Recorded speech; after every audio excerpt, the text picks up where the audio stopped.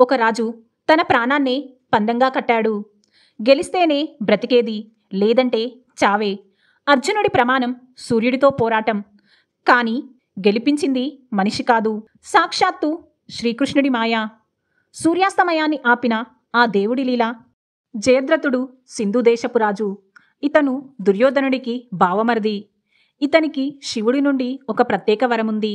ఆ వరమేంటంటే, ఒకరోజు పాటు అర్జునుడు తప్ప మిగతా పాండవులను యుద్ధంలో అడ్డుకోగలడు. 13వ రోజు ఈ వరాన్ని వాడి పాండవులను ఆపి అభిమన్యుడి అన్యాయపు మరణానికి కారణమయ్యాడు.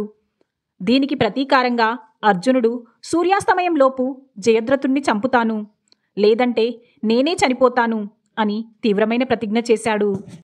ఈ ప్రమాణం విని కౌరవులు నవ్వారు. ఎందుకంటే జయద్రథుడు అప్పటికే 100 మంది మహావీరుల మధ్య దక్కుని ఉన్నాడు. అర్జునుడికి అతని నీడ కూడా కనిపించలేదు. సూర్యుడు మెల్లగా పడమటి కొండల్లోకి జారుతున్నాడు.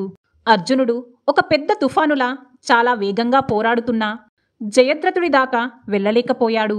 అప్పుడే శ్రీకృష్ణుడు చిరునవ్వు నవ్వాడు.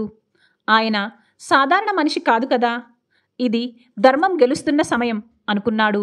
ఒక్కసారిగా కృష్ణుడు తన సుదర్శన చక్రాన్ని పైకి విసిరాడు. ఆ చక్రం సూర్యుణ్ణి కప్పివేయగా ఆకాశం చీకటైపోయింది. కౌరవులు సంబరంతో గంతులు వేశారు. సూర్యాస్తమయం అయ్యింది, అర్జునుడు చనిపోవాలి అని కేకలు వేస్తూ దాగి ఉన్న జయద్రథుణ్ణి బయటకు తీసుకువచ్చారు. అతనొక విజేతలా నిలబడ్డాడు. ఇదే సరైన సమయం. కృష్ణుడు ఒక్క చిటికెన వేలుతో సంజ్ఞ చేయగానే సుదర్శన చక్రం పక్కకు జరిగింది. మళ్ళీ సూర్యుడు మెరుపులా కనిపించాడు.